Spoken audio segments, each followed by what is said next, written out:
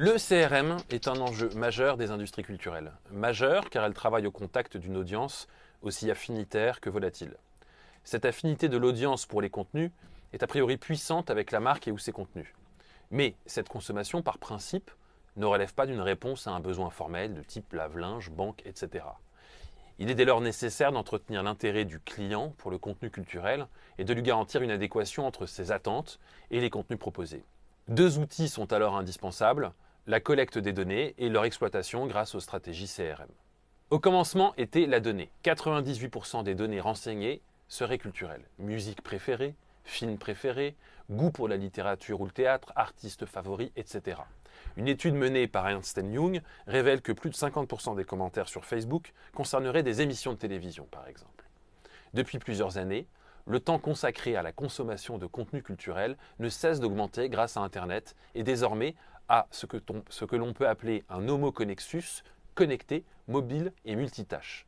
Cette explosion de la donnée est le fait d'un comportement culturel à la fois numérique, sur les moteurs de recherche, des transactions de biens et services culturels comme la billetterie, les livres, la musique, la consultation et le partage de vidéos, de musique, de séries en streaming, sur les réseaux sociaux, des portails médias, etc. Ou bien physique. Une séance de cinéma ou la visite d'une exposition peuvent laisser des traces sur les moteurs de recherche et sur les bases de données des établissements. Après l'avènement du big data, centré sur l'exploitation par les entreprises et institutions de leurs propres données, l'open data et le partage des données avec des tiers constituent une nouvelle frontière de ces industries. Et en mai 2018, les entreprises européennes, au premier rang desquelles les industries culturelles, seront obligées de garantir la portabilité des données, permettant à chacun de récupérer les données le concernant et de les fournir à un nouvel opérateur, construisant ainsi une sorte de fiche d'identité numérique. La culture est au cœur de la manière dont les individus se définissent et se reconnaissent entre eux. Elle parle de nos centres d'intérêt, de nos préférences, de nos aspirations, de notre identité, de notre intimité et de nos modes de sociabilité. La culture est en cela au cœur des traces que nous laissons.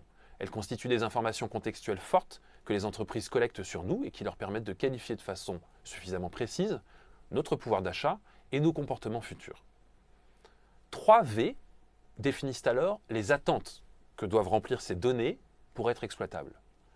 Volume de données, un nombre suffisamment grand pour infléchir le modèle économique d'une industrie par le jeu de l'utilisation de ces données. La variété de ces données. Aujourd'hui, les usages mobiles tendent à remplacer l'ordinateur et la révolution des objets connectés s'annonce. Pour retranscrire des comportements, la donnée doit être la plus variée possible. Et enfin, vélocité de l'information. L'acuité des comportements sociaux est fonction d'une actualité. La donnée doit être traitable immédiatement. L'enjeu d'une approche CRM est donc de consolider et d'exploiter des données dans un contexte de croissance en volume, en vitesse et en variété des sources. Comment sont alors utilisées ces données? Deux phénomènes se croisent, qui connaissent leur paroxysme dans les industries culturelles. D'une part, l'utilisation d'une masse critique de données, permettant la création d'algorithmes. Prévoir le contenu qui vous intéressera le plus en fonction d'un grand nombre d'écoutes d'utilisateurs, tiers, parmi lesquels identifier des patterns comportementaux, des similitudes qui permettent d'identifier des communautés fines, des programmes qui permettent de croiser les données et de proposer une expérience en apparence personnalisée. De l'autre côté, l'utilisation d'une donnée hyper personnalisée pour adapter le message à vos goûts individuels grâce à une capacité de traitement puissante de ces données. C'est une forme de curation avancée et de content marketing individuel. Le CRM est alors une représentation multicanale et transversale des informations collectées. Enfin, un peu de méthode. Comment structurer une économie culturelle pour user de cette façon de la donnée et mettre en place un réel CRM? D'abord, il faut établir un diagnostic. Dans ce diagnostic, il faut dresser une cartographie des données disponibles dans l'entreprise ou dans celle que vous comptez créer, qu'elles soient internes, comme les données métiers, ou externes, les sites web, les réseaux sociaux, l'open data. Ensuite, il faut évaluer la qualité et la pertinence des données au regard des priorités de développement. Le financement de la création, l'innovation, les services rendus, les études ou les segmentations des publics, la valorisation des données, l'efficacité opérationnelle. Enfin, il faut renforcer les compétences analytiques, mathématiques, statistiques, sociologiques dans la gestion et l'exploitation de ces données. En d'autres termes, il faut faire appel à des spécialistes de la donnée, les data scientists, capables de traiter ce déluge de données. Ensuite, se doter d'une stratégie et d'un plan d'action.